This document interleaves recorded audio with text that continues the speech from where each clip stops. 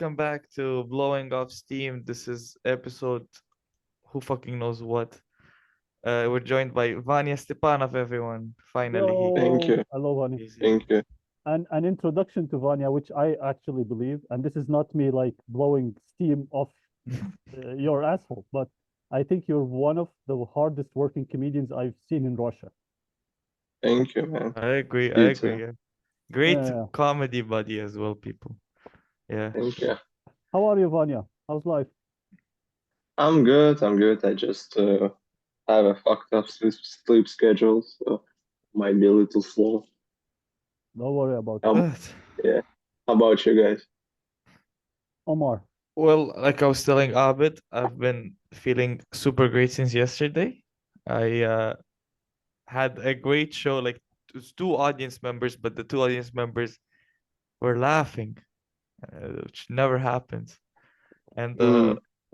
there was like one the host she took a video and she posted on her Instagram, and one of my favorite comedians, he texted me, he's like, wow, you started actually performing, you look like a professional on stage finally.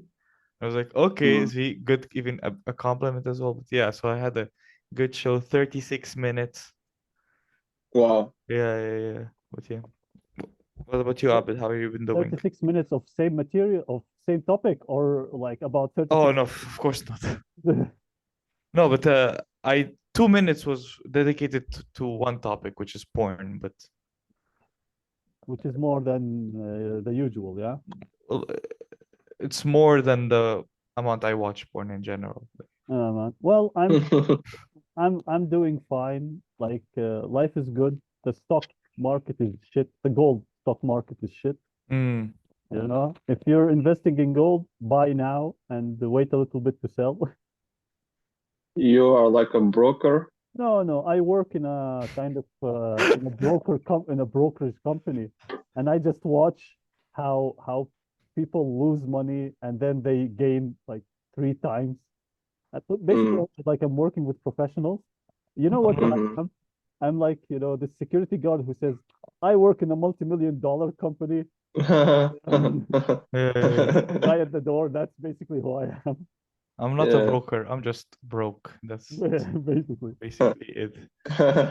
That's a good pun word, pun joke. Yeah, Fun. It is. now with Israel and Lebanon, like doing their, what do you call it? The peace treaty. Mm-hmm. Mm-hmm. That's something that's, well, hopefully it will make this country a little bit better because it was bad because of the situation. You say this country, you mean Jordan right now, Jordan, or yes, yes. yeah? Yeah, Jordan I is should. like, So, we're in mhm. the middle of everything. Anything that happens in the world, good or bad, they raise taxes here. And Uh-huh. it's getting a bit freaking annoying. So I hope now they won't raise taxes. you know. Mm-hmm. So that's it. That's basically it. Here's the cool That's thing. Actually, I saw it when like the Israel first attacked like Lebanon or whatever. They were doing like what do you call them? Like promotion. Like you can pre-order your house in Lebanon soon, which is gonna be Israel, which I thought was really funny. And the one Lebanese guys who watches this podcast will be angry. Write in the comments, Mr. Angry. Write in the comments. Good for engagement. Yeah. Thank Anyways, you. Vanya, how was uh-huh. the performing been going for you? I haven't seen you in Uh, it's class. it's tough. It's hard to get spots, and when you do, it's just very hard. And Mm. just lose motivation and just ask yourself, like, what's your goal? Why you keep doing this? I don't know. So that happened to you recently. You asked yourself, what's the point of like doing stand up? You mean? Yeah, I guess it didn't happen recently. It's been happening pretty consistently for like pretty much all of the time. Mm, And usually, what motivates me is that comedians say that you need to do it for a long time before you get good, and it's just this thing that why drop something before you like complete it. but sometimes you see like videos of comedians in America who've been doing it for 20, 40 years, and they don't look that impressive to me, and it really demotivates me also. Like this idea of putting a lot of time and effort into something and then still not be good, it just scares me. But can I ask something? For whom you are not good? For yourself, or for the audience, or for other comedians? I guess for yourself first, and then for the audience. And I don't really care about what comedians think. I mean, I do, but out of the three, the least, I guess. But like, how do you feel like like you as Vanya are not good enough? Because I think you're good. Thank you, man. I guess, mm, I don't know. It's like there's so many like different variables in stand-up comedy. Is like the intensity of the laugh, the amount of the laugh, how original is the joke, is it like closed, and is it like vulnerable, or you just talking about some stuff you don't care about? And I guess it's just a general sense of, when you have a really good performance and you think that, wow, I really can do this. And how often it happens, I guess that feeling, because it's pretty rare nowadays, I guess. Yeah, I understand what you're saying, because like now in Jordan, I kind of perform almost like once, maybe if I can like make it twice a week, Mhm. and performing in front of, like, for example, me and Omar a few days ago, we were writing a joke about kind of like being drunk, or like the acceptability of being drunk in Jordan. And Mhm. I did that last time I performed, Mm-hmm. and like the audience instantly just kind of like drew back. Mhm. I could see it, but I didn't care. I was like, I really need to try this, and I made them laugh at like there's 2 points where they laugh.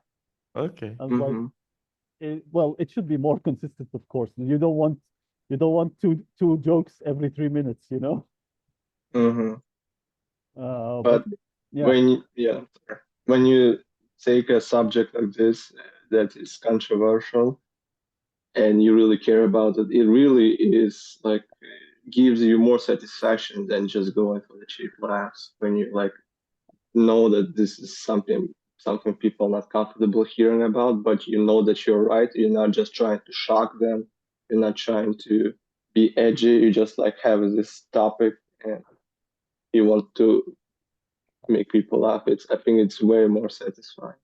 yes, yes, true, true, true. Well, but the thing is that I'm missing here is the frequency of performing. Like I'm Hmm. now, as I said, like performing in front of just a few people, and in Arabic, which is kind of like messing me up when I'm the Yeah. translating of jokes and everything. Plus the cultural Say, like kind of divide, you know, hmm. between like, my what I'm talking about and what they expect me to talk about. Hmm. I Uh, guess yeah. you could do what like people do in Russia in similar situations when they perform in their hometowns, but there's like no competition, no comedians, so they have like infinite stage time. So you can like write an hour of new jokes and like every 2 weeks, every week, just do an hour of new jokes.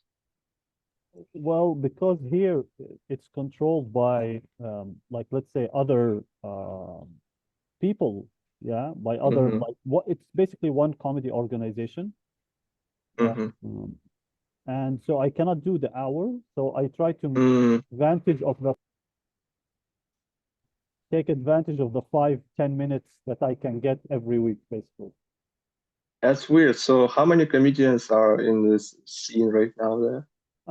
So basically, it's you can count them on your hand, Hmm. on like one hand, you know, So 5 comedians. basically. And you guys do like 2 times a week?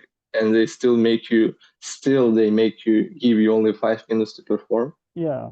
And not only, That's, as I said, mhm, you say twice. It's actually once a week. And the second week, there's like kind of a conversation club where I kind of use as a conduit to test some jokes.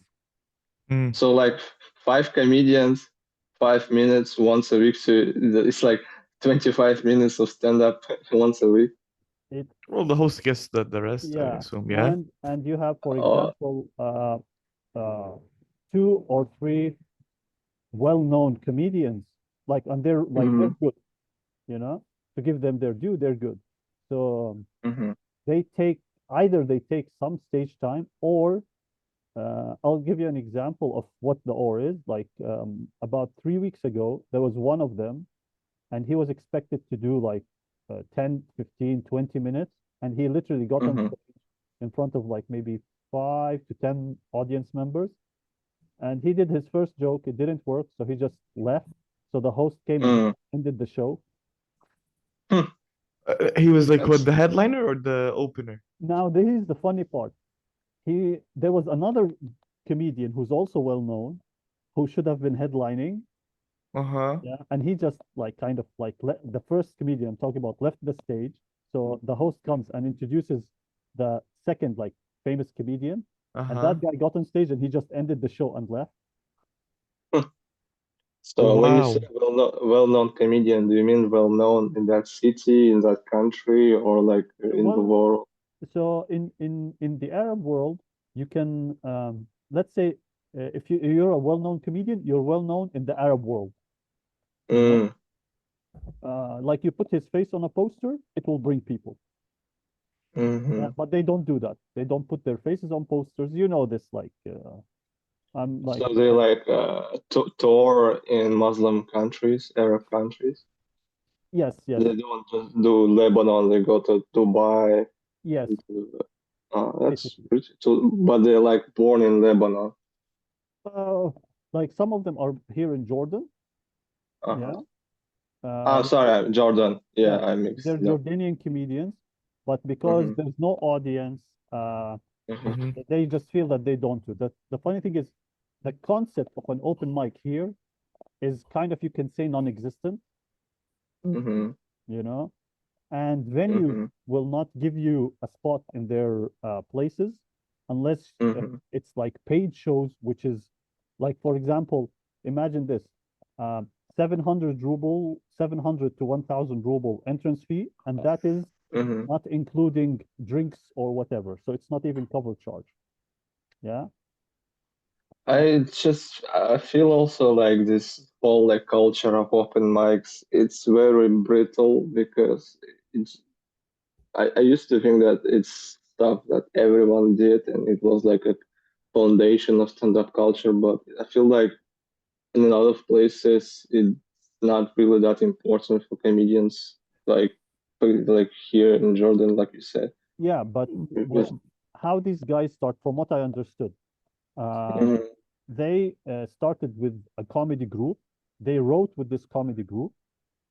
mhm, They write with other comedians, and at one point they stopped caring about writing, like, sorry, performing in an open mic. They just said, okay, we'll write with other comedians, and that's it. mhm. You know? Because it's like in my hometown, it's they have stand up there, but they don't really do open mics. It's just they used to do KVN, which is like a comedy student game in Russia, and they do like Instagram blogging, from which they have followers. They do comedy sketches and all the other like creative projects. And And then like they do stand-up. once a year they do a stand-up tour and they go around like villages in my republic and they do like 2 concerts a day, sold out shows, like 200 people, or like they pay money.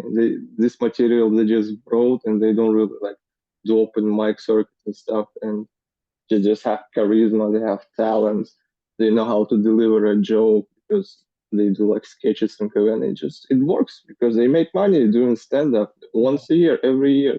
They But go around, they do concert, they don't do open mics. You know. But but is the material good or is it? usually? Like I as you as a comedian. I haven't really heard their material from the beginning to the end, but I feel like it's very like on the surface, but still funny. Like it's good for common people. It's not like stand up.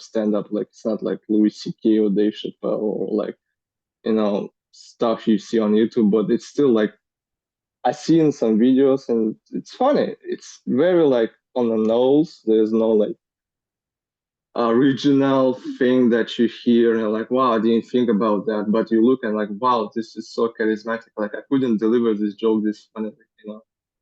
Uh, That is So it's that is actually this, like I could say it's the same thing. It's the same thing here. yeah. The only mm, difference is the frequency of shows, Mm-hmm. you know. And from what I've seen is that they depend on like they shot up in popularity and they Mm-hmm. still depend on these jokes, Mm-hmm. the Oh, jokes that made them very popular. also, they don't change the material usually, yeah? Uh, I'll give you an example. It's not that they don't change the material, it's that I've seen so I follow them and I check what jokes they have and everything because I need to like kind of learn how to deliver a joke in Arabic, basically. Mm-hmm. mm-hmm. Mm-hmm. You know? And what I've seen is, for example, one guy he posts his shows. He shot like he made one video, and that video he cut it and he posts like the same video, the same stage, the same everything. You know, Mm. uh, which is That's they make the money from it, to be honest. Actually, no, mm-hmm. this is a question I had for both of you, which is because like recently there was like this I don't know, big-ish like female Russian comedian, and she performed with us like yesterday. And after the show, she comes up to me and she goes, "I never realized, but delivery is different in other languages." And for me, I Who, never even thought about it. Like for me, it was mhm. just always the Who was a same. comedian? Anna Semyonova or something like that. Ah, Yeah, okay. like she like this woman stand up. She was on this show, I Mm-hmm. think. And Mm-hmm. yeah, and I want like, what do you think? Like, did you feel like your delivery has to change in the different languages, or? I'm gonna answer that, but I want to first ask Abed about thing he said that basically these famous comedians they shot a video which went viral and they try to recreate the exact video every time they post, like the decorations and the costumes. It's not that they recreate; it's the same. It was the same. Let's say 1 hour. Yeah. Uh-huh. Uh-huh. It's like 1 hour, 1 hour and a half with four comedians, and Uh-huh. it's from that show. That's what they post. Ah, Yeah. they keep posting clips from the same 1 hour video. Yeah. Yeah, I guess it is way smarter than to post 1 hour video that will get like 1,000 views instead just clip it, Yeah. you know. Yeah. Mhm. Or you can just post the video and then clip it later. Yeah. But I guess this hour doesn't have that like dramatic 1 hour value of like being like whole project, I guess. No, no. Mhm. Is it? That's So, I think that is still too early for in Jordan. mm-hmm. Uh, about the delivery, I guess it's way different with English and Russian because it's just very different cultures, very different um, type of humor. Because when I watch like American stand-up, I subconsciously pick up on certain like phrases or word structures, and it's just easier to deliver a joke in English because there's like a expectation of how like joke should sound, like the cadence and the like wording of the punchline and the like pauses. But with Russian, there is like also like a pattern you can pick up, but I don't like that pattern right now because this pattern is like from listening to Moscow comedians or listening to like TV stand up. I don't like that pattern because it sounds primitive to me. I guess the difference is in Russian, I try to come up with something on my own, but in English, I feel fine with doing just something that is expected of a comedian to sound like word his jokes as light. I don't know if that makes sense. What do you when you say like there's a pattern for the Russian way of delivering jokes, It's like like what is the pattern? it's like being fast, being jolly, and like like something like that.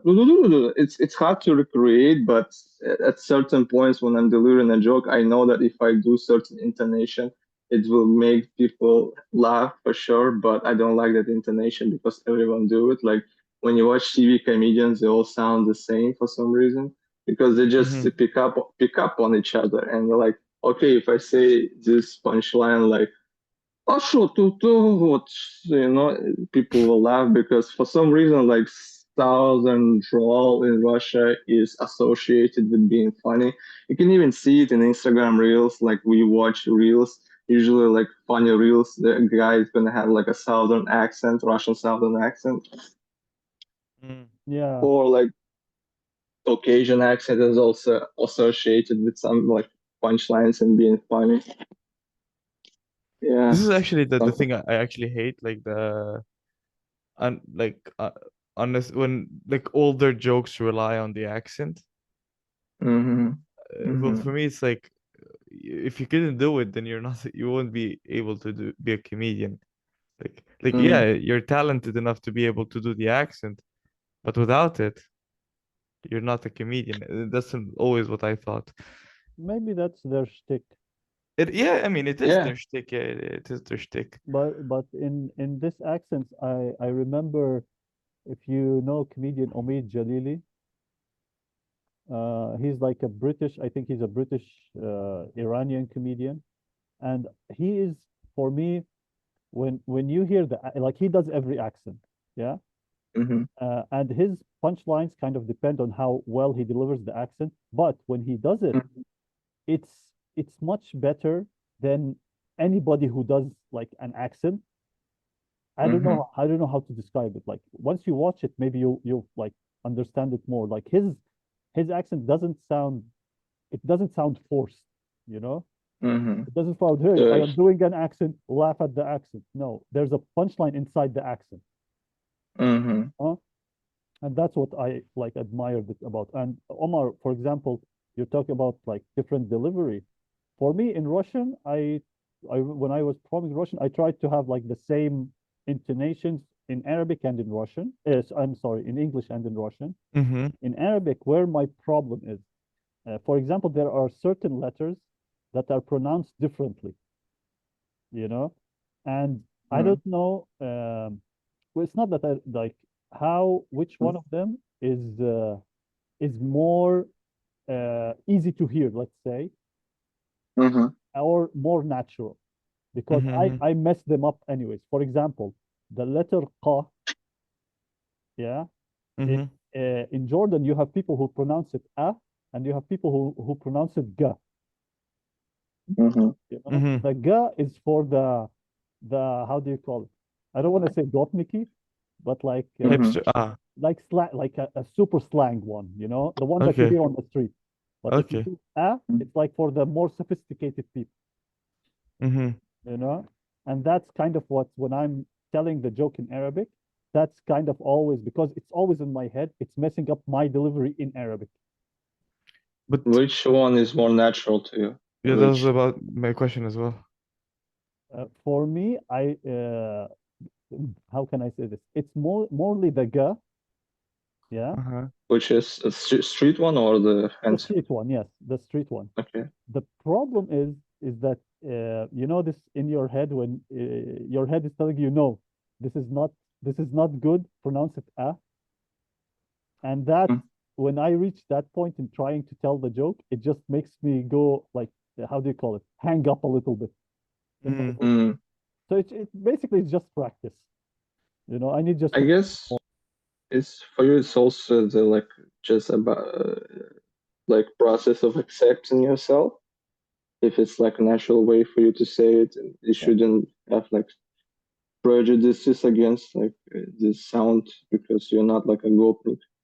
Yes, and the thing is that in my head, I was like, no, the audience will not accept this from me, you know?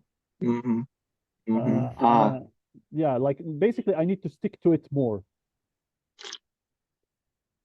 To stick to your way more, yeah? Yeah, because I'm Uh, trying, as Vanya said, like I'm trying to move away probably from who I am mm-hmm. Mm-hmm. in falling into the trap of I want the audience to accept what I say. Yeah. I have a similar thing that for me it's natural to swear. Like if I like let go of myself, I swear a lot. But when I like listen to myself or watch my recordings, every time I swear, it sounds like out of place. It doesn't look something like natural or good for me. So I try to avoid swearing, but it feels like I'm castrating myself at some level. Actually, I'm kind of the opposite of you. I mean, when I'm performing, especially in English, I rarely Mm-hmm. swear for some reason. Mm-hmm. Even though, like me as a person, I swear a lot. Mm-hmm. But I don't know why. I just never felt the need to swear. Like, I know, like sometimes it's Mm-hmm. good to say like fuck to enhance the joke, Mm-hmm. but for me, I never felt like fuck would enhance any of my jokes. I think maybe that's the reason why I try to I like not swear. I guess it's because your style of comedy that you write jokes out and you like know the formula of every joke. Mm-hmm. There's like little like they don't try to improvise on the spot. So Yeah. you basically if you write joke without fucks, then you will like perform it without fucks and it's okay. Like like it's good because you see at the like text level that jokes usually don't really need swear words. Like for me personally, swear words are just my way of trying to relax on stage and when to have like a certain rhythm, but it's not really necessary for jokes. But sometimes it is. But if you change a word, add something else, and it doesn't work as good. But I was watching like Jerry Seinfeld talk about that in Talking Funny, how he had a joke where he needed like a swear word, but they were talking about it, and they said that it's just about emotion, and there are like other ways to convey this emotion. I guess not only swear Mm-hmm. words. But when you said like you know my style or you know the way I write is I write every joke down. Like, what's yours way of I you wor- I write on write stage a lot? I write jokes, but I try to don't like not deliver them like I memorize them, especially if they're new ones. And Mm-hmm. I don't like have like in my head a setup in certain like positions. So when I try to say it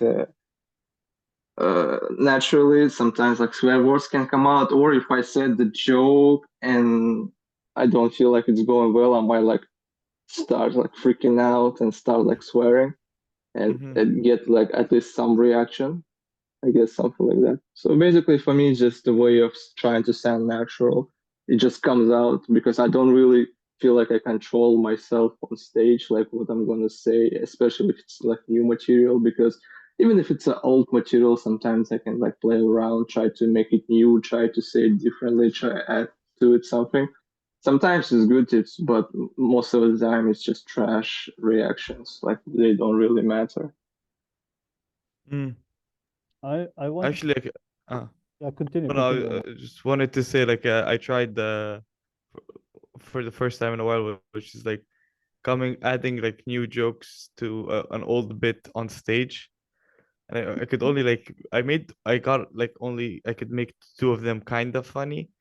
So for me, it's really it's a really hard, and I don't know. I feel like more nervous just delivering the joke, even though I know like the punchline that's coming out afterwards is gonna be funny because like I've tested this joke before, but I don't know. It's something about it feels wrong. I read a lot of like books where they say that you should always sound like you're saying this for the first time, and I try to do it also because for me personally it's annoying when like comedians they talk like they just memorize something and they like presenting it. I like comedians who look like they're in the room with me and they talking to me, but it's really hard because it's like acting, right? I guess you need to be a good actor to look like you're in the moment and look professional and funny at the same time. Because when I try to be in the moment, try to be myself, I just feel like I'm being boring and professional, like I didn't prepare or something. And with comedians who like memorize their jokes and they deliver it really good, usually they have very strong jokes because they don't rely much on charisma of like, you know, interacting with the audience. Like Dave Attell, she just has it down. He doesn't care about like, doesn't like try to compensate with his like natural charisma. He just has bam, bam, bam, good jokes, and it's also valuable. I'm not saying that people who like try to be more like talkative on stage, that they don't memorize the jokes. They do, but it's like it's I guess it's in the end, right?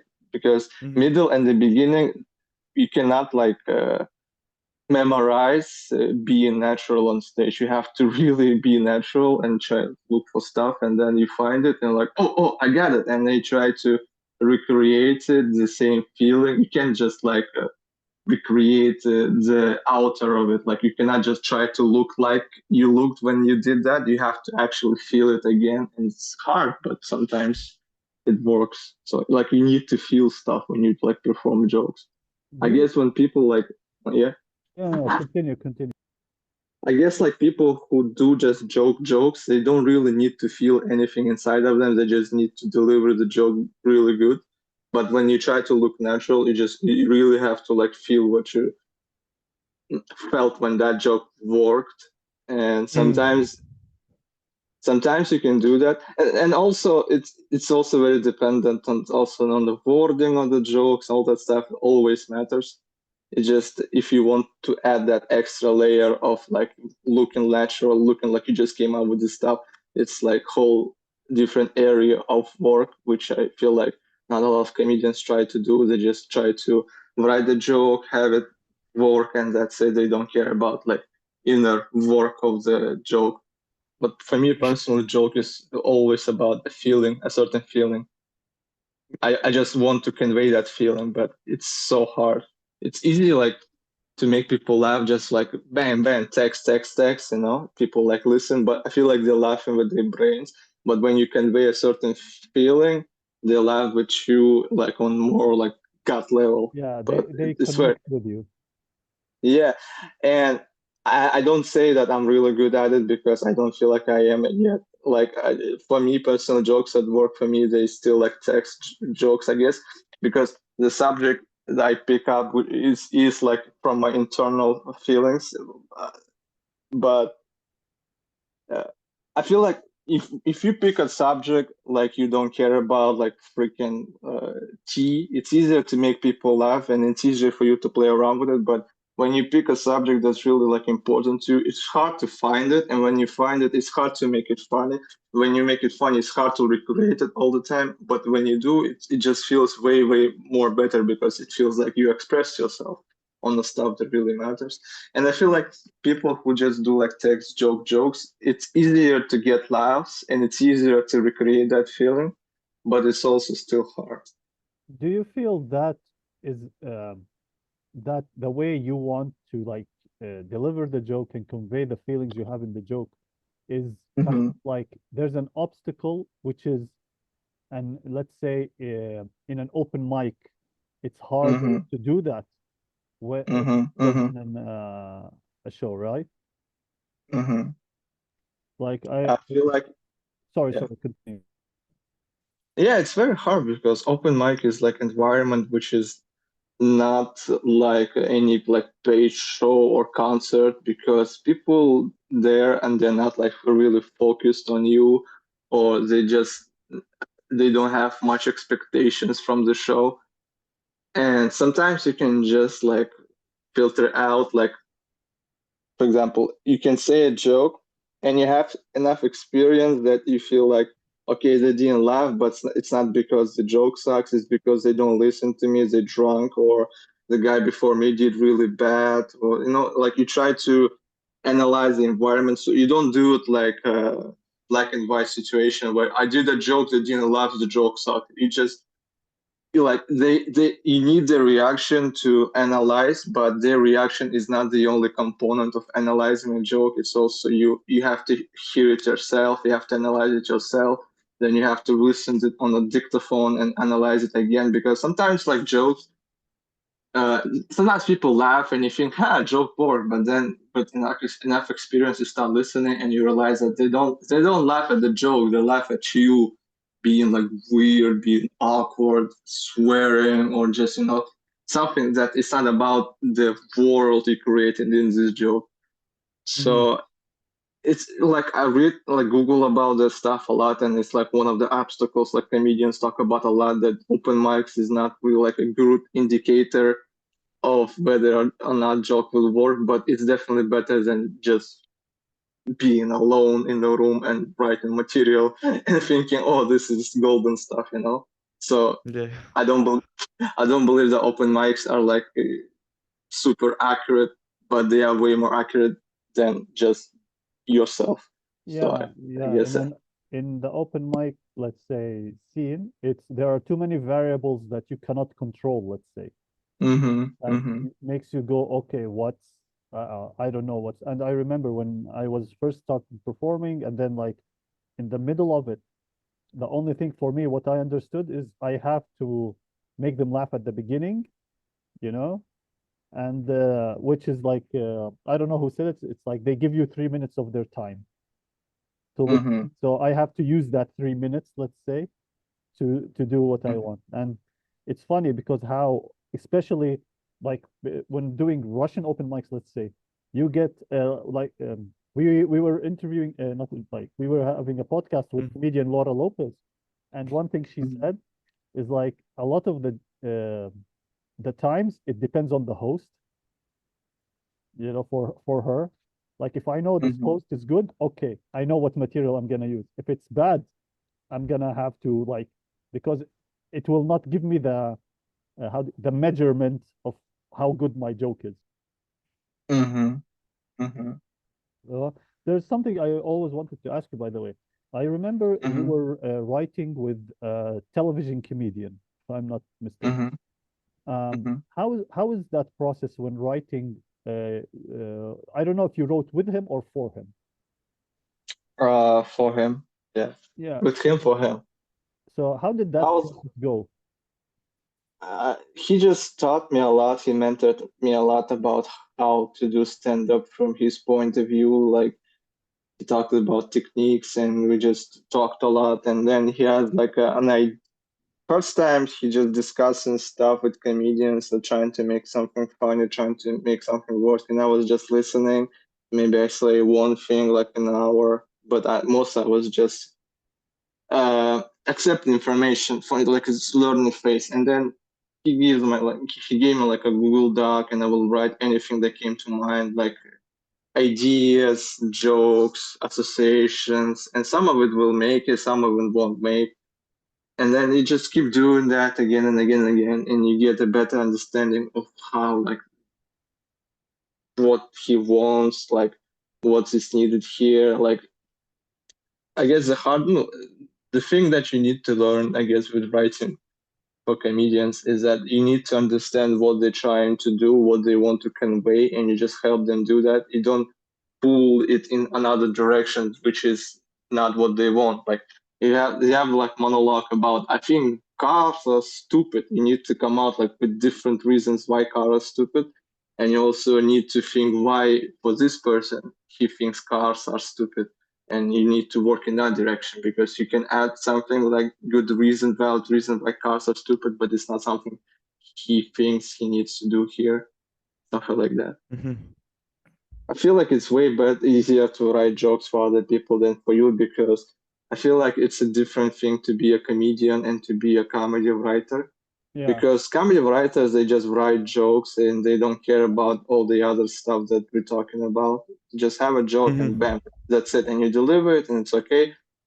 But with comedians, it's all about like discovering yourself, things that make you like you who you are, and things that also resonate with other people, and having like a unique point of view, unique style, unique charisma, which makes you stand out. And I guess not many people will like make it as a comedians for that reasons, because you can learn how to write a joke. You are pretty, I guess you are funny on some level, because I don't think that Mm-hmm. like there are unfunny people. But to have like this unique point of view, which is like necessary in this time and period, and you can deliver it good, you can play the show business stuff. It's very rare, you know.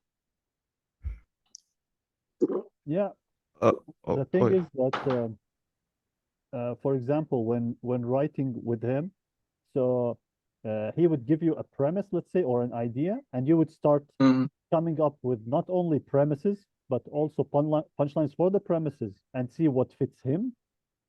Mm-hmm. I just write. We just sit down and discuss, and we try to write, like come up with jokes, come up with structures. And if he likes something, he like use it, and then he gives me Google Doc, and I write there. So yeah, it's like it's like writing with comedians, but you know, if they pay you, you know that they like value what you give to them enough to pay you money. So it's pretty much like the same thing as any comedian writing with another comedian. Plus, you type in your free time on the computer for him. And has that helped you in some way? It helped me in a lot of ways. It's validation to feel like you have some sort of value, that people pay you money, because they think like you can at least write a joke, at least write stand up, if not perform it. Mentorship, education, like of how he sees like stand up, and how what necessary levels to that there, and stuff he says. You don't just accept it blindly. You like criticize it and think about this, like, do I really need this and stuff. But I have this mindset of like I'm open always to an education, because I don't think like I know enough, never know enough. But sometimes I do wonder what would be my stand up like if I never educated, like I never read a book, I never watched stand up, I never like talked about stand up, I just did stand up. I wonder how would it look. I feel like it would be very different, I guess more unique. mm-hmm. And money wise, it's helped me, because it's hard to survive in Moscow, because I'm not really like working, or I don't really have like any sort of financial security. I don't have like rich parents and stuff, and it's nice to get paid, but it didn't last very long. But when it did, I felt like, whew, I can survive for a while. Wow. Oh, oops. Oi. I'm getting tea. Oh, it's fine, it's fine. We can cut this and post it. Take your time. Holy shit. I'm here. Yeah. Anyways, yeah. My question was this. You said like the guy was mentoring you, but you're the type of guy that like listens to advice but then does the opposite. So do you feel like you still use his advice that he gave you, or like you're like, um, I tried to listen to him, because he's pretty successful and smart guy, and I feel like stuff he tells me it's worth at least a shot. mm-hmm. I don't know what you meant about like I do the opposite. Did you give me advice and I didn't follow? No, it's not that about advice, but like let's say like you're pretty known for like you know how like to write a joke and everything, but sometimes you purposefully like to go break the structure just to see if there's another way to get the Mm, joke out. That's what I meant by that. Like, yeah. I guess stuff he says is not very strict. I mean, it is strict, but he doesn't say like, "Oh, you do this like this, and it's not like good or something." Like, it's like he believes there is a formula, and you can use it, and it works, and we use that formula when we write for him. But I personally believe that even though this formula does exist and it's valuable to learn it, and stuff that is in that formula, it is necessary to have for sure. But I believe that you can still like try to be more less rigid with it, try to be more creative, try to have like something more unique. Or even if you think you have something unique, I guess in the end you can analyze it and realize that it's still the same structure, but it's just so different that you don't recognize it. Mm-hmm. Plus, Because plus it's stand up, and for me, what I love about stand up is everything works, could work at the same time. It doesn't work. It has mm-hmm, this paradoxical thing in it. mm-hmm. Actually, I guess we have this segment.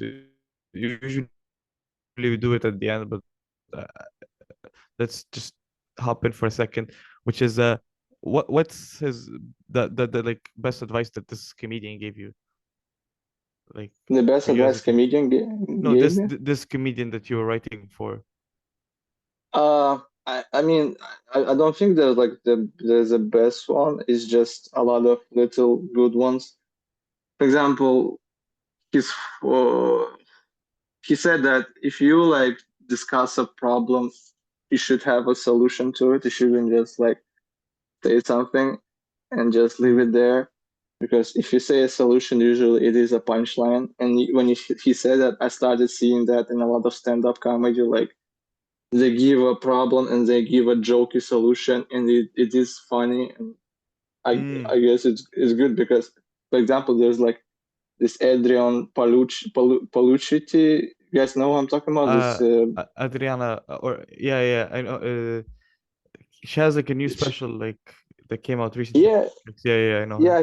She was on Kill Tony recently. She did a guest spot, and she had this joke that I liked where she said that about Middle East, about like Palestine and Israel, that have they tried giving Palestine casinos?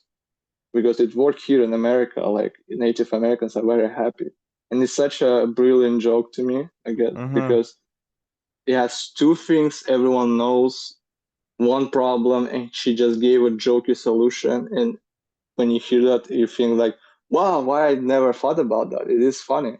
But then Yeah. again, there was a Jewish comedian on the panel, and he said it would never work because of the Jews.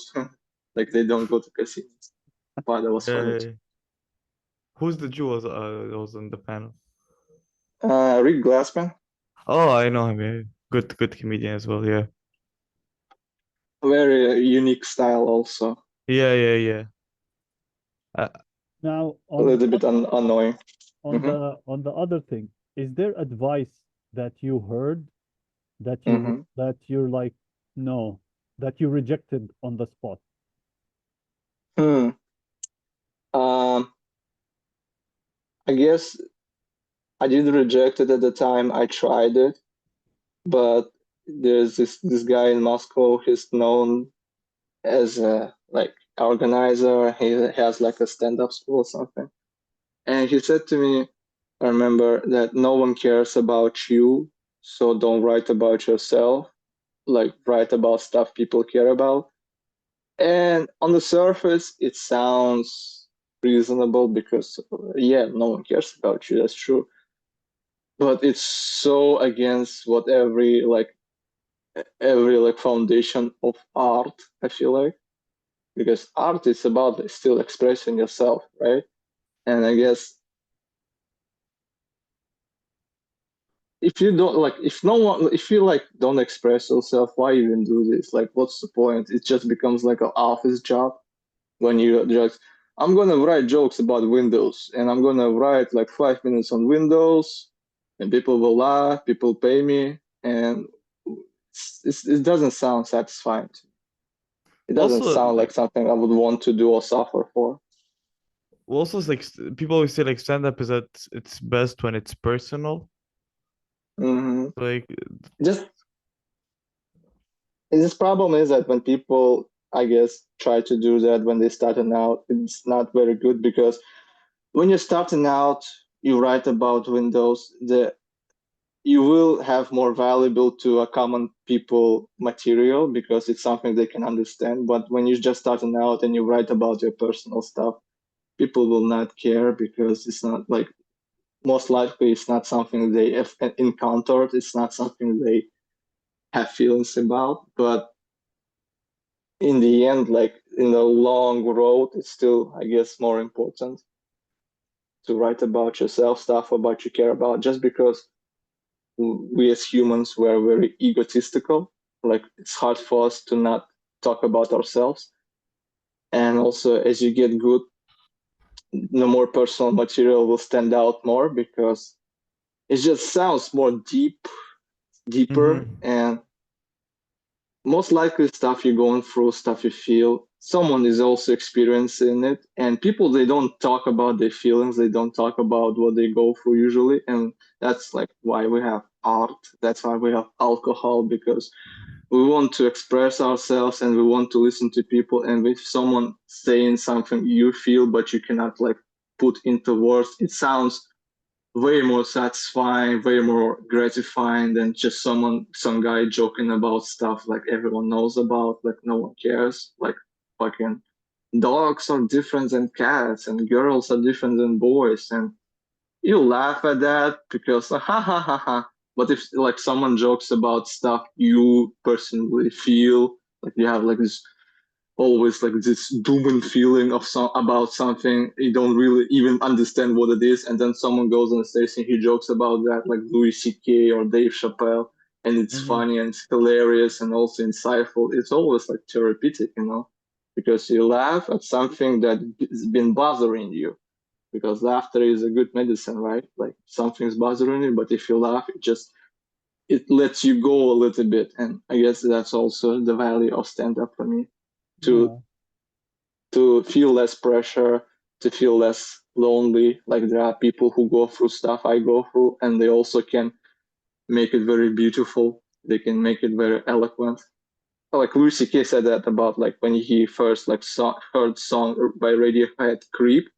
Like wow, like fucking oh no, he I guess he wasn't talking about Creep. He was talking about this book, Catcher in the Rye. You guys read that book? Oh It's yeah, like I read about this like book. teen angst like everyone felt, and it's a beautiful like book, and he read it and was like wow, like I didn't know like my feelings can be made into art.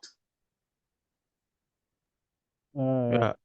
The one I remember, one comedian was, I was a bit like very aggressive when I started, and I remember when he told me like, "Oh, remove the Abedness from it," and it and that stayed in my head for like 1 year.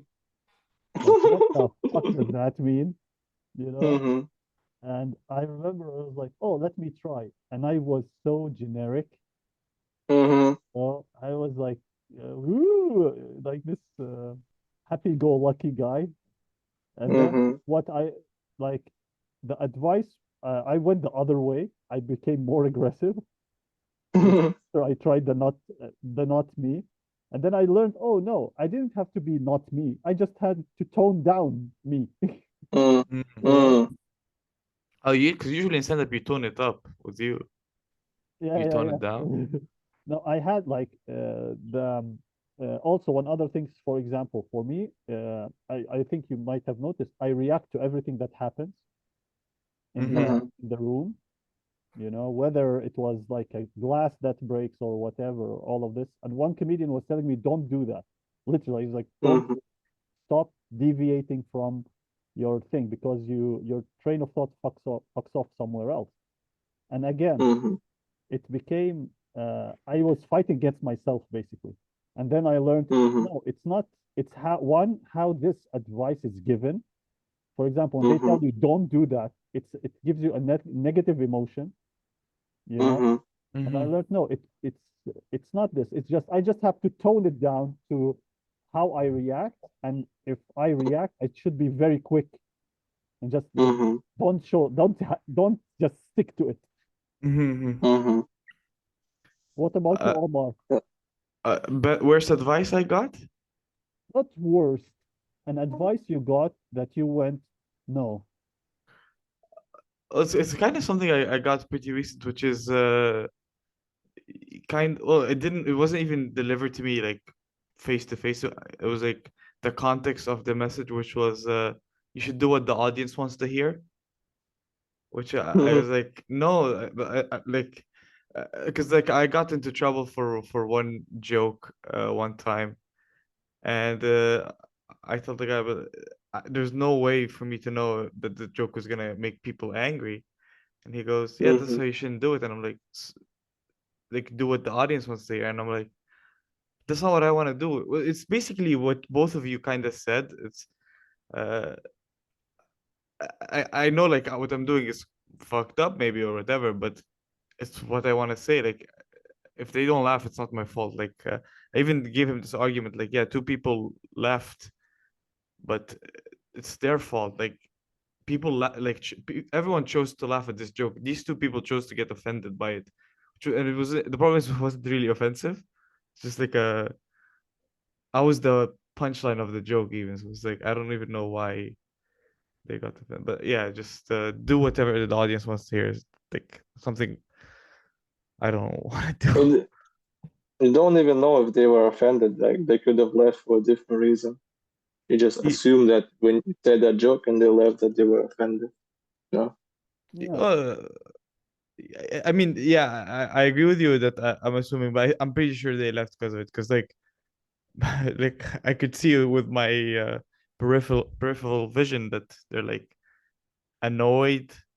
Like there were two Mm. Arab like hijabi women, and like they Mm. just say Omar, so they like thought, oh, he's just gonna like spread the word of Allah on stage, but I was just doing like weird stuff. So I'm pretty sure, yeah, obviously, like maybe I didn't even think about they might have left because like people told me, oh, but they might have left because they had another thing they had to catch or something like that. I never even thought about it like that, but I'm pretty sure they left because of like what I was talking about. Like Omar Omar really wants them to leave because of him. It's like a badge on his Mhm. chest, yeah, Two Mhm. people, yes.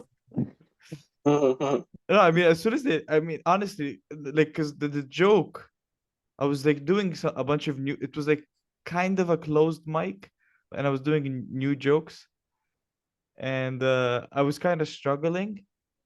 And as soon as they left, as soon as they left, people saw them walk away. That's why I like. It was weird when Abed said the, "Don't react to things that happen around," because I think when something out of your control happens, like all you need is just one word that's kind of addresses the topic, and then you're gonna get a laugh because the tension is already being built up by the thing that's Mhm. happening, and all you Mhm. need is just the release. So like Mhm. as soon as the two women left, I go, oh, like two women in a hijab left. Now I can bring out the religion jokes. It got a laugh. It got a big laugh. Like in any other It context. depends.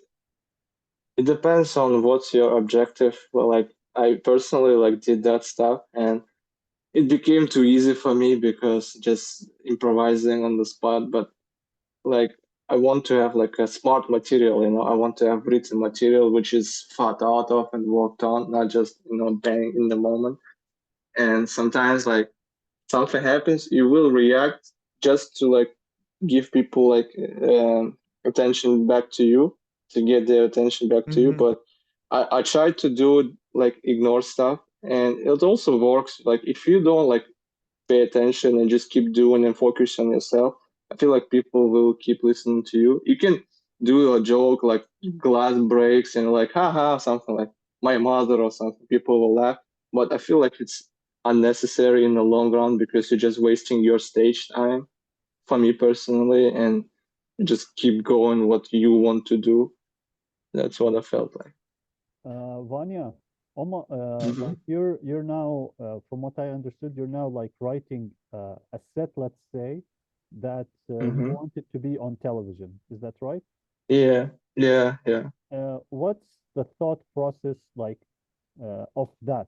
Um, So like, can you tell us basically, more about it?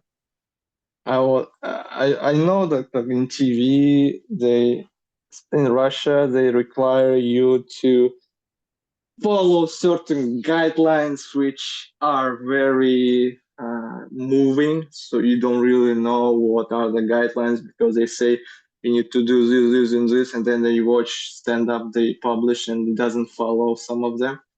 So I guess it's a game of luck and authority. And I just came up with like jokes that I think they don't have swear words, they have consistent laughs, and they like follow some certain pattern loosely, like about self-improvement and stuff. And I came to the comedian I read for him, and he just like bang, bang, he just ripped it apart, and he said, just do this part of it, just write it. Like I have this part where I went to America to study, and he said, just write monologue about that, and I did that. I tried to write it. I just kept thinking and thinking, like how do I make this monologue? Like okay, and I thought it, I guess, in a literary sense, in drama sense, like what are the things that led for that to happening, and what are the consequences? How did you change from that situation? What was your goal and motive? And I was writing that about that, and I wrote so many stuff, and I just check it doesn't work, something works, but then it doesn't work in certain order. And I wrote so many jokes that it became too long, and I cut part of about America, and I just left the school because I was kicked out of the school in 10th grade, and that's why I wanted to go to America. And I just write about school, and then it gets longer and longer. And then I realized that people don't really want to listen to jokes about school. Like I have pretty good jokes, I feel like pretty good like setup premises about school, but in general, like people don't really care. And I guess I don't really care in the heart. I care with my mind. Stuff I say that there are like some paradoxes and there are some jokes. And I'm thinking about going back to the different structure, just writing down the whole story of me dropping out of school, going to America, coming back, and all that stuff. But it's becoming more like a story. It's not like a stand-up bit, and it's not gonna get accepted. But at least it's stuff like I think like audience they like to listen to stories. At least in Russia, they don't really like stand-up bits unless it's very good. And even if it's very good, it's way easier and it's way like more laughter when you just tell a funny story with jokes in it. Mm-hmm. And this thing I picked up, like me going to America, it's essentially a story because it's not a stand-up bit, you know? I guess it's a story which inside of it I can look for like setups for the bits, but it's missing the general, like, why am I talking about this? And when you ask yourself, why are you talking about this? It's just, I just want to tell my story. And I don't know if it's good for stand-up, you know? Mm-hmm. Just telling like this happened to me, listen. And I don't know if it's a good stand-up because stand-up usually for me is just you walk around, you see something and you think, oh, this is weird, and you write down about this, or you walk around inside yourself and you're like, oh, I feel this, and then you write about that stuff. It's like it's a stand-up bit. It's not a story, right? You can add a story into it, but essentially it's a stand-up bit of like I think it's weird how this is happening in the world, and I think this is weird. So I guess that's where I fucked up. I tried to write stand-up monologue with a story, and I can do jokes in it, and they will work, but they don't like connect really good because they're missing this connective tissue, and the connective tissue of this premise is it's a fucking story. I don't know. I guess I fucked up in that area. Mm-hmm. And I don't really understand how. Yeah, sorry. Yeah. Yeah, no, sorry. You really don't understand what. I don't really understand how TV comics do TV monologues because I guess it's combination of me not being good enough yet and also me too idealizing it. Like I think they do it much easier because they don't really care that much. They just need it to be accepted and put it out. They don't like care of the like it. I don't want to say like they don't care, but for them, I feel like the goal is objective to just have the monologue be accepted any possible way. They don't think about it in the terms of, am I expressing myself? Am I doing something like no one's ever done? Is it like super original? Is it like good? They don't like. They just like, I need to submit like 5, 3, 2, 1 monologues, and it's hard to submit because they fuck you really hard, like this TV I'll redactors. They're I'll like, tell you this something. doesn't work. I heard from like some television comedians when we were talking about kind of the same subject, and they told me Mhm. what you said. Like one of them, he told me he submitted his monologue, which was about I think 7 to 8 minutes, if I recall. And Mhm. he told me that the person who was the in charge, the producer, basically, who everybody knows the name of the producer, that Mhm. producer, he just took his monologue, and this is a very good comedian, like for me, you know, Mhm. and he just took that monologue and literally ripped it in front of his face. And that comedian told me like that monologue destroys, Mhm. like it makes people not only clap and laugh and all of this, it makes them like, you know, this point when an audience would look at you and go, can you please stop for 1 second, I can't laugh more, Mhm. you know. Mhm. And he No, I told me, don't. yeah, yeah, but I think I still have like a long way to go to reach there. But he told me like that's how good that monologue for him was, and for this producer, Mhm. it wasn't. Like it, he just ripped it in front of his face. Like he told him, "This is shit. Take it back." It's because I feel like comedians in general, like most comedians, I don't know if most, but there are some comedians who just think about stand-up in terms of laughter. They feel like stand-up is just art of getting as much and as hard laughs as possible. And it's valuable and it's hard and it's complicated. And no, not many people can reach that when people laugh a lot and hard. But with like TV shows or like when you uh, send your specials to HBO and Netflix and stuff, there's like next level to it. Like, okay, like you make people laugh and it's good, it's cool, but with with what to make people laugh, if like I don't think that there will be like next Netflix special with like black comedian who's like white people like this and black people like this, and people will laugh hard as fuck at that material.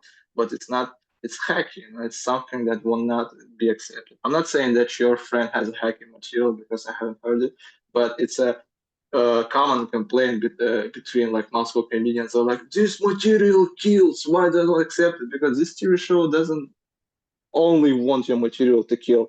They have like certain guidelines of what they want their material to be like, and it's basically the same thing. You need to come up and you have to give subject, and you have to like in a literary sense you have to complete this subject. You shouldn't just say joke joke joke and then move on. You need to like if you say that uh, Yeah, fucking if there's a problem, eh, like you said, if there's a problem, there has to be a solution, and that's like, like solution, and it's like how do I say that, there are like additional elements. Like when you do stand up on your own, the only elements you have it's what you think is good and what makes people laugh, and that's it. Like nothing else matters. When you go to a stand up show, like TV show on like this, they care about if like someone in there like pool of comedians is already talked about it. Like you bring a subject about like learning English, and they're like, "Fucking, we have all these 6 monologues about that."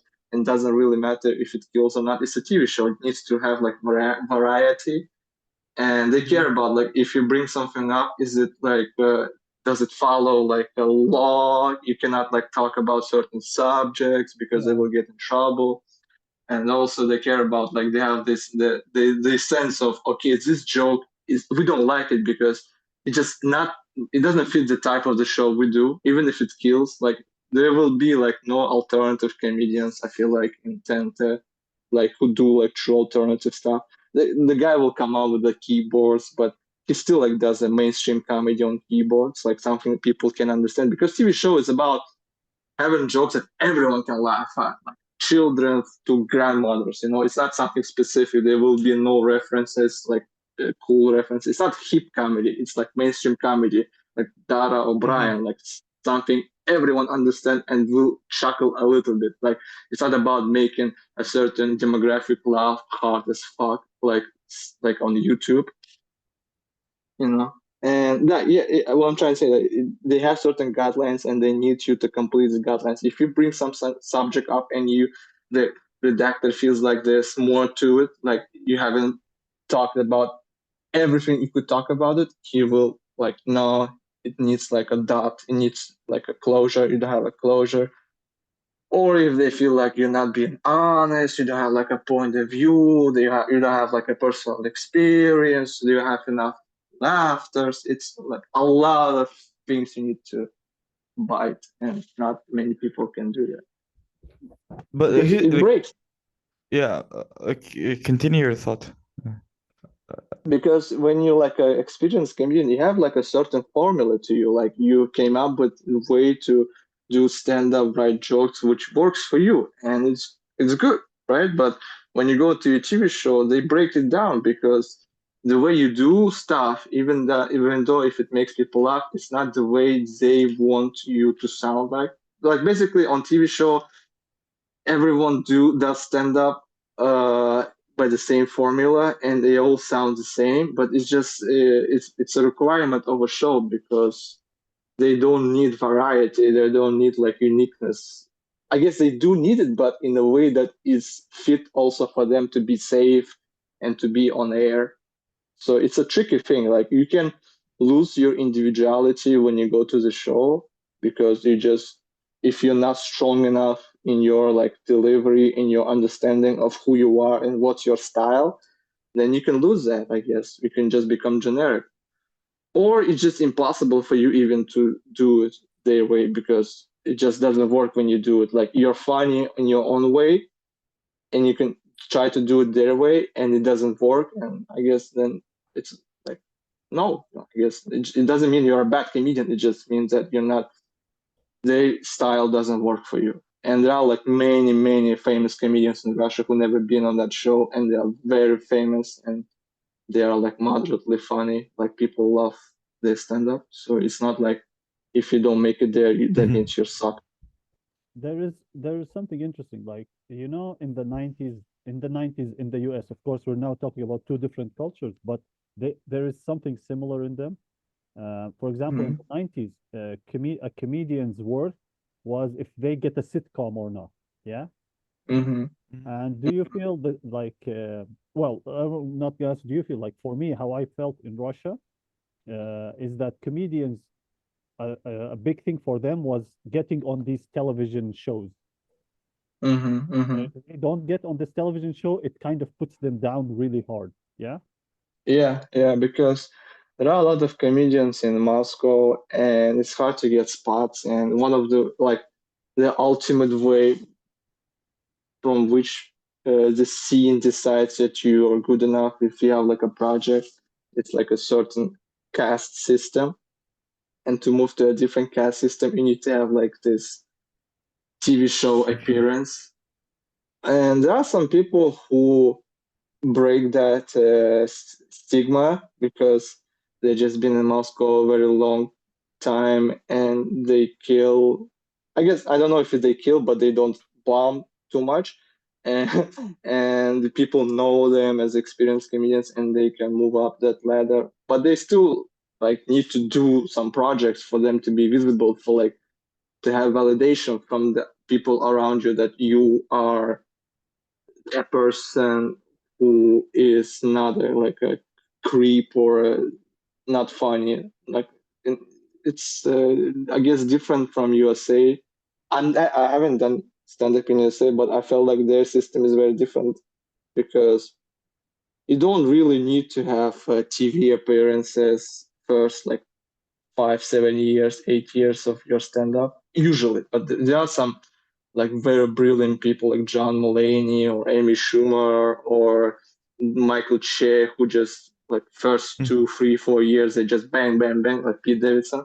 But in general, like I feel like the road of a comedian in America, there's you do 7, 8 years and you start doing club shows, and I feel like most club comedians in USA they don't have like recorded stuff. They just do the circuit of open mics and club page shows. They tour around the country, but like they're not on TV. They don't have specials out, and then they get like a big break of some kind, like SNL, Kill Tony. I don't know. Like they appear, and when they appear, they already have like 8, 10 years of experience behind their back. So they're good, right? They're decent. But Yeah, with yeah, yeah. in Russia, it's different. I feel like in Russia, you do like 1, 2, 3, 4 years, and then you expect it to be on TV, you expect to be on projects, and people who make it there, they like. I'm not saying I'm better than them, but as a viewer, I don't enjoy the stand-up as much as I enjoy stand-up of someone who's been doing it like for 8, 10 years, because I hear that and I feel like I could have done that. I just didn't go that route of trying to write stuff like this. But it's still like they get opportunities, they keep performing, they get better and better and better, but they do it in the spotlight.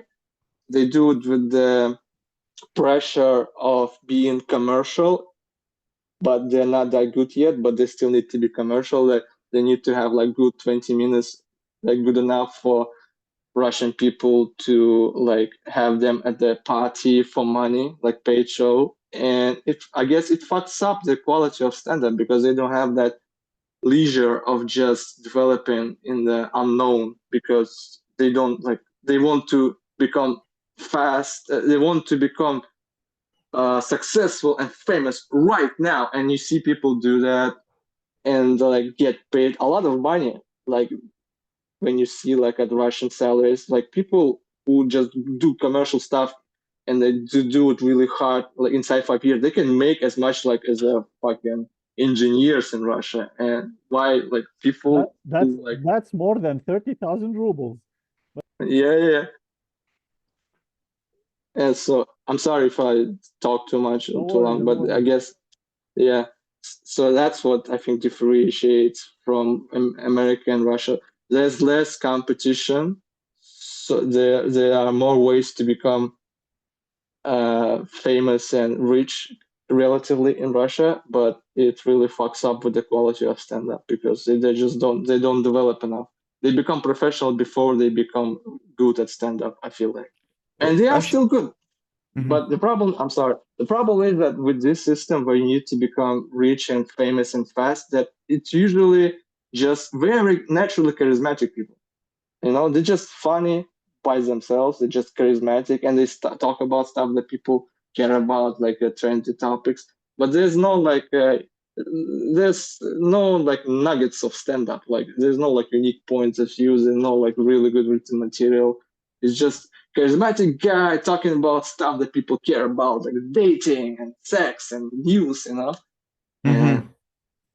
and then they do that, like they start doing that for like at 3, 4 years, and they keep doing that for 5, 6 years. And that's how you get like comedians in Russia who do stand up for 10, 11 years, and you listen to them and you don't really enjoy it as a stand-up hour. Like you feel like this people laugh, but it's like normal people. The normal people laugh, but as a like stand-up nerd, you just don't find stuff that inspires you in their work.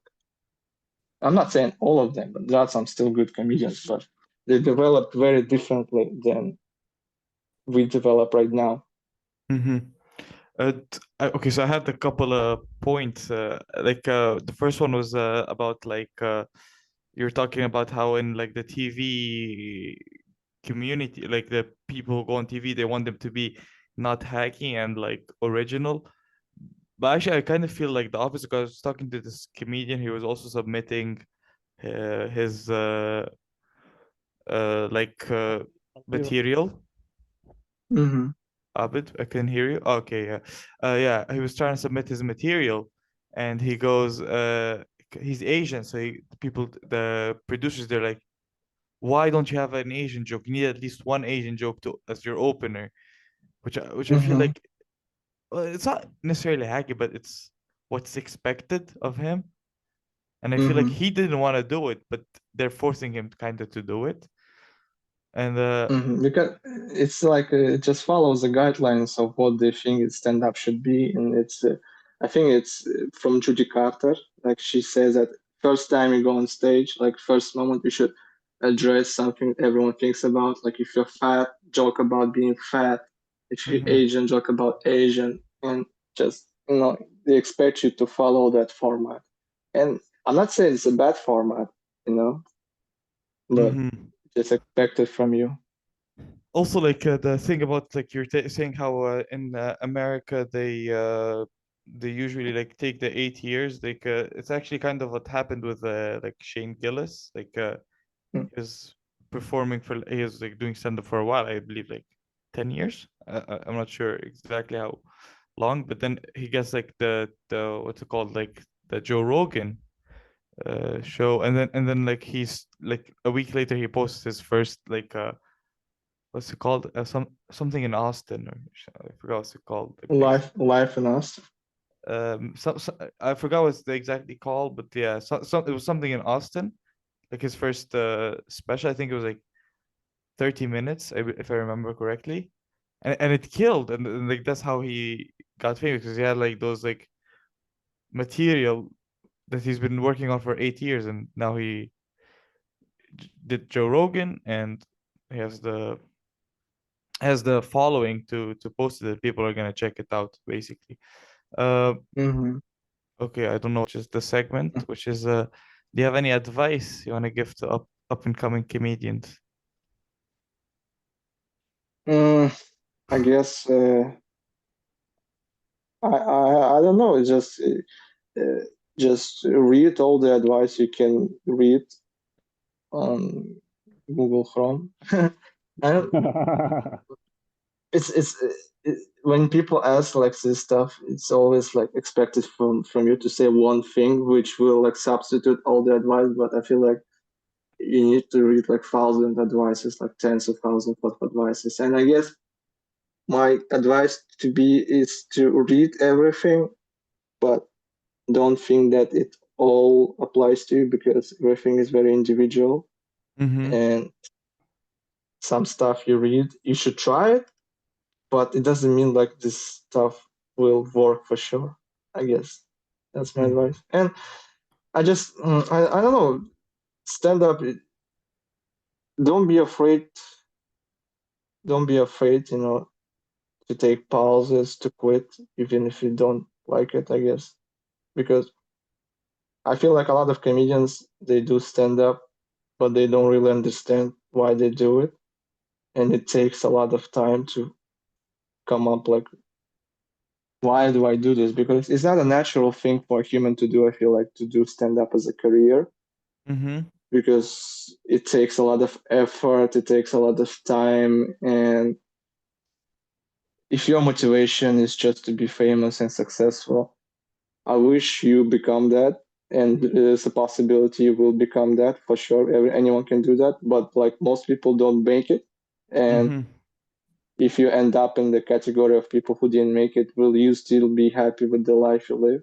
Like that's what like turned me off from acting at some point because I was watching like these old actors like in their 70s still going to auditions, and it was not the life I would like to live, just from auditions to auditions till I'm like an old guy with no like financial security, with no like meaningful connections with people, no family and stuff, just one thing.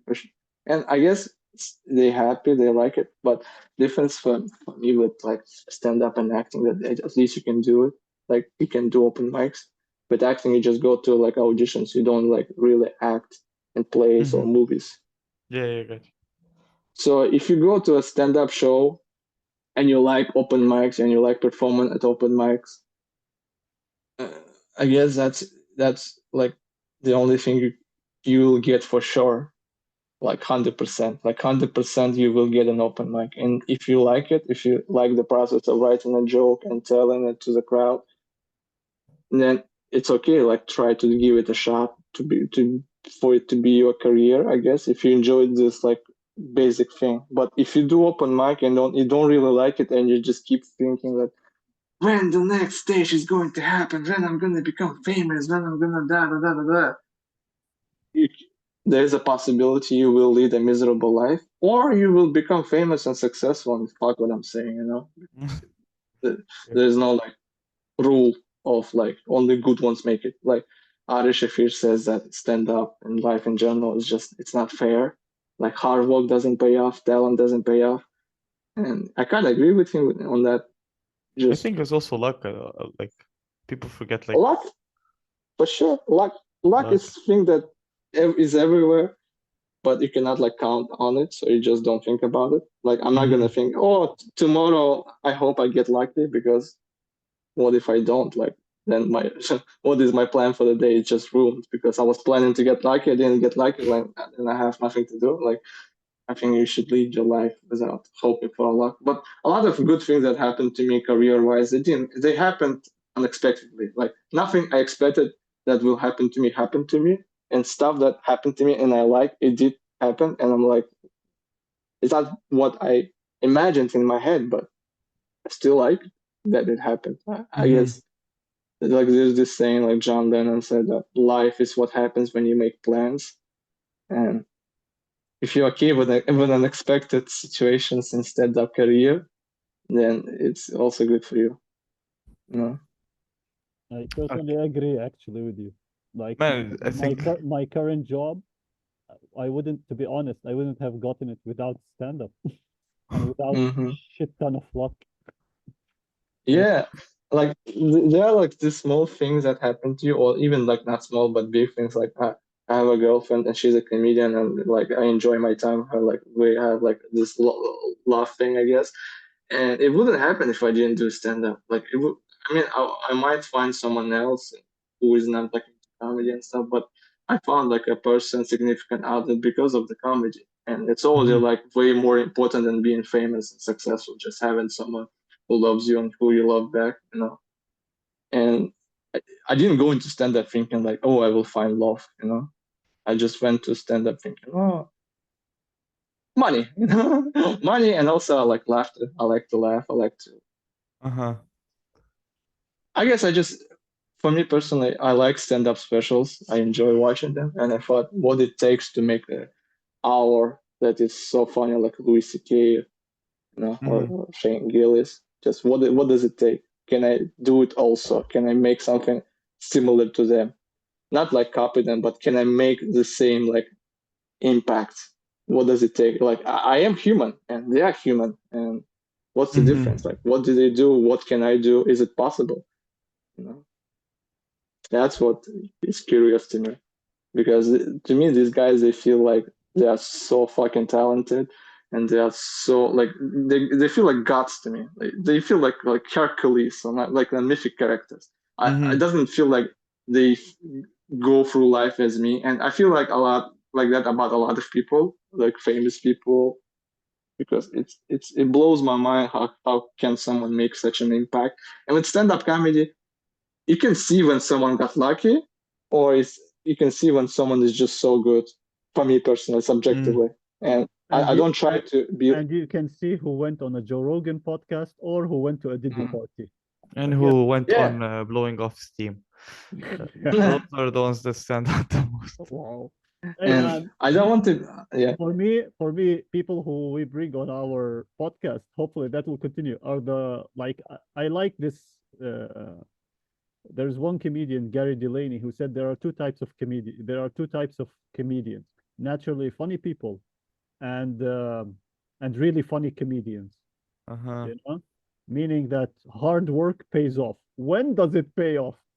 That's the thing. That's where you need like all the stars to align. Like for some people who I think all the stars aligned for them, you know, and just like this one point. I will give you a quick example. There's a comedian, Lebanese comedian. When he went to Dubai, he couldn't get a spot, although he was very well known in Lebanon, in the US. You know, he was very well known. But in Dubai, not one comedian looked at him.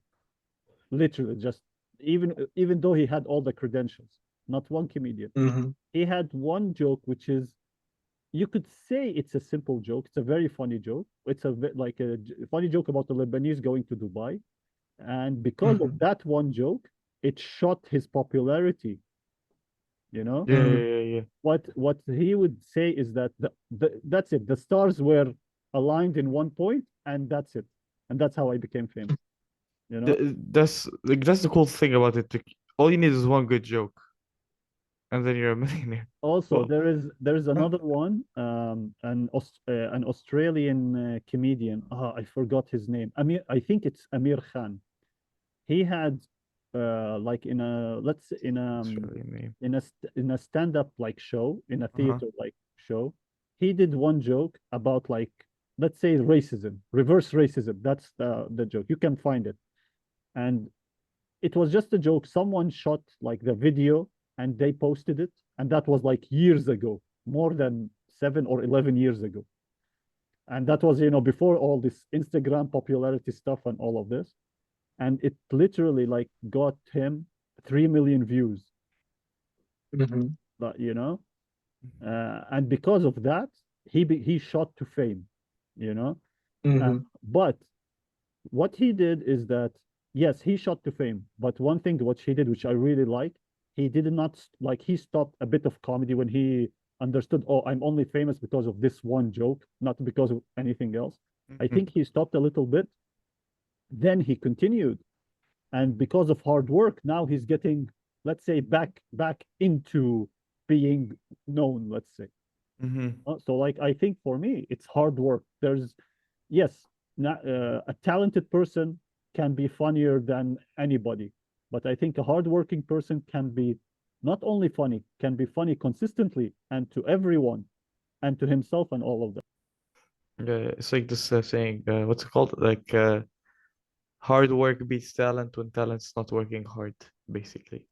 Oh, that's the same can be said about porn, actually. But, yeah.